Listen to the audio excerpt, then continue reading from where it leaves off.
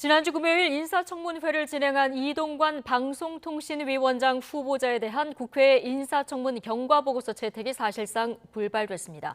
후보자의 적격성을 놓고 여야가 평행선을 달리면서 오늘까지인 시한 내 처리는 어려워진 건데 윤석열 대통령은 임명 강행 절차를 밟을 것으로 보입니다. 정현우 기자입니다. 더불어민주당은 언론장악과 자녀 학교폭력 무마 의혹 등을 재차 거론하며 이동관 후보의 적격성을 문제 삼았습니다. 편향적 언론관을 가진 인사에게 방송 정책을 맡겨선 안 된다는 입장을 명확히 했습니다. 토론할 수 있는 시간을 갖고 그거에 근거해서 보고서 채택 문제를 논의할 것입니다. 과거로부터 그 어떤 반성과 기원도 찾고 있지 못하는 후보자의 후한무치한 태도가 또 공직 수행에 있어서 가장 결정적인 걸림돌이 되지 않겠습니까? 청문 보고서 채택 마지노선을 앞두고 압박 수위를 높인 건데 여당의 반발도 만만치 않았습니다.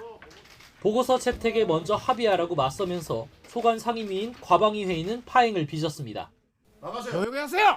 한상혁 위원장도 반대했지만은 결과 보고서 채택해주고 부적격 여건 달아서 우리가 보내줬어요. 여러 가지 옛날 전략도 있고 하니까. 기울어진 방송 환경을 바로잡을 적임자를 향해 야당이 정치 공세를 편다는 주장인데 여당 지도부도 힘을 보탰습니다. 신빙성 없는 카더라 의혹 제기만 일삼는다고 날을 세웠습니다.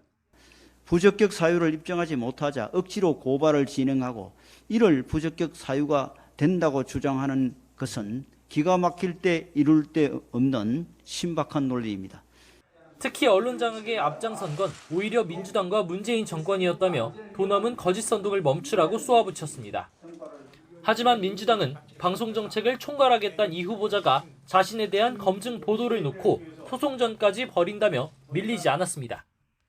방통위원장 자리가 아니라 경찰청 조사실로 가야 된다고 봅니다. 그리고는 뜬금없이 언론사를 상대로 고소 고발을 여야가 접점을 찾지 못하면서 이동관 후보자에 대한 인사청문 경과보고서 채택은 물 건너간 상황. 임명권자인 윤석열 대통령은 10일 이내 기한을 정해 국회에 재송부를 요청한 뒤 임명을 강행할 것으로 보입니다. 기존 방통위원들의 임기가 얼마 남지 않은 점을 고려할 때 윤석열 대통령이 관련 절차를 신속하게 진행한 뒤 이르면 이번 주 목요일 이동관 후보자를 임명할 거란 관측이 우세합니다. YTN 정현우입니다.